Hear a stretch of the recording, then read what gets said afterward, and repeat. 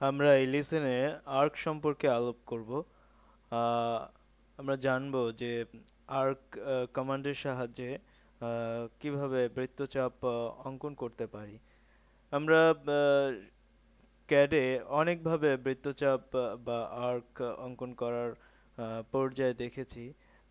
আমরা আপনাদের দেখাচ্ছি ড্র কমান্ডে গিয়ে, ড্র মেনুতে গিয়ে যখন আমরা আর্ক সিলেক্ট করি, আর্কে দেখা যাবে যে এখানে 3 point, start, centre, end, start, centre, angle, start, centre, length, start, end, angle, start, end, direction, start, end, radius, centre, start, end, সবশেষে কন্টিনিউ।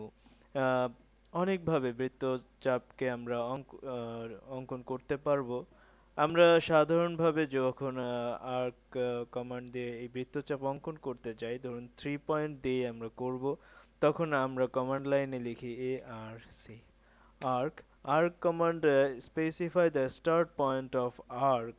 আমরা যে কোনো জায়গায় ক্লিক করলাম, এখানে বলছে যে second point of arc, click করলাম।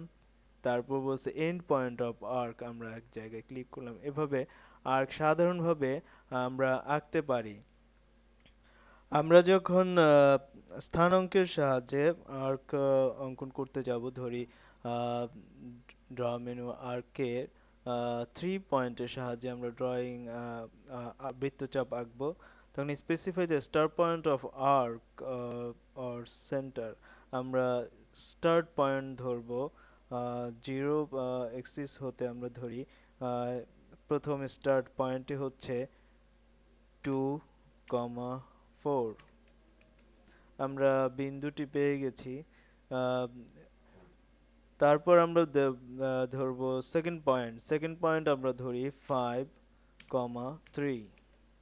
আমরা সেকেন্ড পয়েন্ট পেয়েছি। যখন আমরা specify the end point of arc, command লাইনে লেখা আছে আমরা এন্ড পয়েন্ট যদি ধরি 1,0, ঠিক এইভাবে তিনটি বিন্দুর সাহায্যে নির্দিষ্টভাবে স্থানাঙ্কে আমরা আর্ক নির্ণয় করতে পারি।